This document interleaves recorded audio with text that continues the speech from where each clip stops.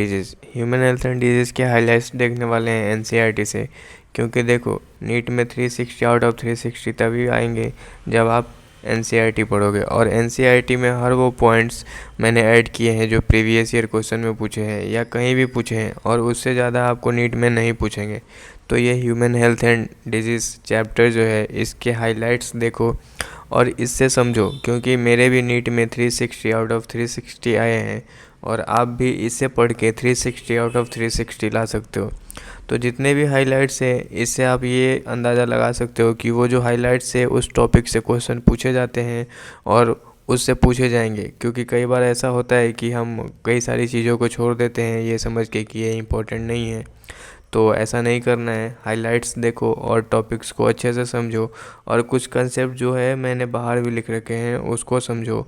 और कोई वर्ड आपको समझ नहीं आता है तो उसको गूगल करो, और गूगल करने के बाद उस वर्ड्स को एनसीईआरटी में ऐड करो कि आपको क्या समझ में आए। और देखो, एक सबसे इम्पोर्टेंट चीज़ है कि आप कभी किसी से लेक्चर लेते हो तो उसकी ग्रिपिंग और आप जब खुद से पढ़ते हो उसकी अंडरस्टैंडिंग बहुत अलग होती है। तो चीज़ों को आप खुद से पढ़ने की कोशिश करो, क्योंकि जो आप खुद से करोगे ना, वही आप नीट में अप्लाई कर पाओगे। सो आप खुद से पढ़ने की कोशिश करो, और कोशिश करो कि एनसीईआरटी जो है ना उसको बहुत फास्ट पढ़ने की कोशिश करो। क्योंकि जब आप नीट की रिवीजन करोगे ना, उस टाइम पे आपको दोनों के दोनों एनसीईआरटी कम से कम 5 से 6 घंटे में कंप्लीट करनी होती है, और कंप्लीट करोगे तो ही आपके नीट में 360 आउट ऑफ 360 आएंगे। अदरवाइज़ बहुत ही डिफ़िकल्ट होता है यार नीट में, क्योंकि नेगेटिव मार्किंग बहुत होती है इनसे, बायो में स्पेशली।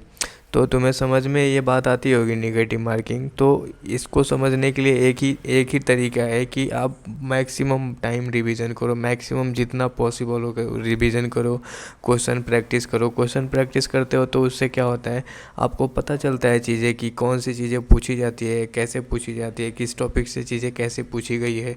तो इससे आप जब दोबारा पढ़ोगे ना तो वो आपकी अंडरस्टैंडिंग लेवल थोड़ी इंक्रीज हो जाती है, पढ़ने की इफ़िशेंसी इंक्रीज हो जाती है। सो अच्छे से पढ़ो। All the best for NEET, और होप इस बार आपका नीट हो जाए। All the best for NEET.